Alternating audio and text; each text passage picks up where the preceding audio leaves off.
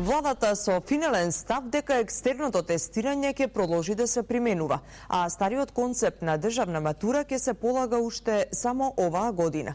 По неколкуте средби меѓу средношколците и представниците на владата во обид по пат на договор да се постигне решение, за што доказ се и отстапките кои ги направи владата во процесот на спроведување на реформата, така наречениот средношколски пленум остана глув и не покажа разбирање.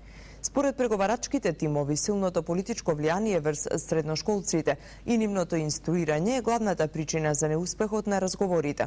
Според информациите, речиси секоја средба со средношколците завршувала со некаков договор, кој веднаш по напуштање на зградата на МОН, самите средношколци, по направените координации и очигледно под притисок, се предумислувале и се враќале на своите штетни позиции. Како што објавија повеќе медиуми, совршено е јасно дека зад средношколскиот пленум, но и сите останати пленуми, стои директно СДСМ и фондациите како МОВ, кои се финансирани од Сорос. Вчера вице-премиерот Владимир Пешевски потврди дека конечна е одлуката годинава да се полага државната матура според стариот концепт, а понатаму ќе се формираат работни групи на сите засегнати страни, за да се бара прифатлив концепт за сите.